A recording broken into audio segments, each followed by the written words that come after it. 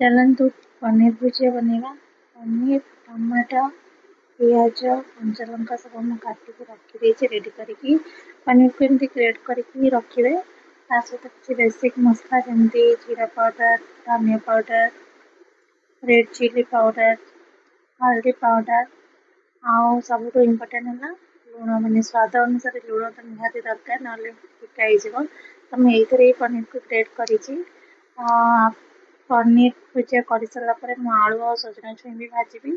तो चलतु देरी नक बनवा पनीर भुजिया। तो पैन बसैवा तेल गरम करवा तेल गरम हो सारा पियाज और कंचा लंका जो आम काटिक रखी पकेवा पियाज टे हल्का सफ्ट भाजी आसते टमाटो ऐड करवा टमाटो टे सफ्ट हो गला मसला सब पकेवा। तो वीडियो को आपण मैंने लाइक शेयर सब्सक्राइब करेंगे यूट्यूब देखुले सब्सक्राइब करेंगे फेसबुक पेज देखुले फॉलो करने को जमारू भी भूलें। तो चलते ये आम ऐड करवा हल्दी पाउडर तापर पकेवा रेड चिली पाउडर आपणकर राग मैंने टेस्ट हिसाब से पकेबे। आमर जेहेतु राग बहुत कम खाती तो मुझे अल्प ऐड करी जमी राग खाते बेसी राग खाते तो बेसी ऐड करेंगे ना कम।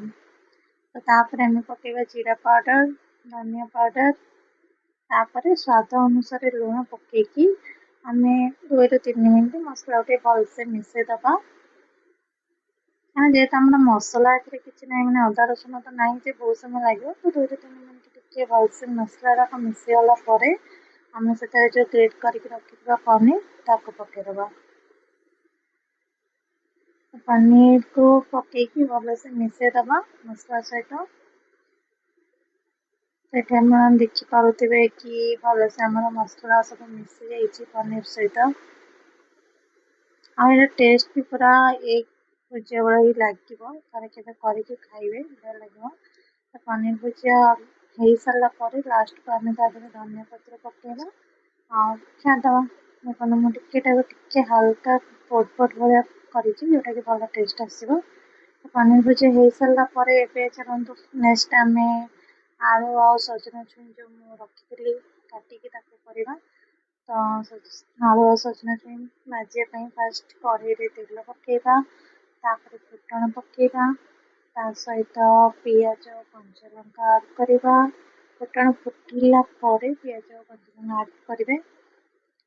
फुटण फुट सारापर पियाज कंचा लंका ऐड कर सारी तापर आम जो आलू आ सजना छुई रखीचे ऐड करदबा। तापर स्लाइट हल्दी पाउडर पकेवा आ स्वाद अनुसार लुण पकेवा लुण पकईकी भलसे मिसेदबा। तापर आम घोड़ेदबा अल्प पानी भी जब चाहिए आप छींची पारे तापर मैंने बेसी पानी देवेनि तो पानी टे स्लाइड छींचिकी घोड़ेदबा।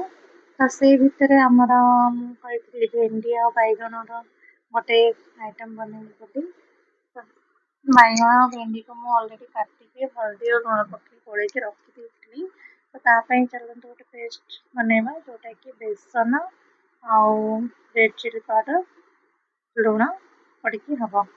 ये देखो हो सारा तो भजा हो गला भजा हो सारापर आम भजा को काढ़ीदबा गोटे जगह को तापर आम बनवा बैगण भेंडी गोटे कुरकुरी बेसन भलसे आउ टे slight red chilli powder add करी बर्तमान पैन गरम हो सारापर तेल ऐड करके बैगण जो मुझे काटिक रखी एमती बेसन डिप करके तेल गरम होगापर ही पकेबे। तो डिप कर सारापर आम बैगण को पकेवा एमती सब सेम प्रोसेस बैगण भेंडी दीटा सेम प्रोसेस ही हम। तो एमती बैगण को सब ऐड करदबा कड़े डिप करके तो गोटे साइड हो सारापर आम आ गोटे साइड को उल्टेदबा।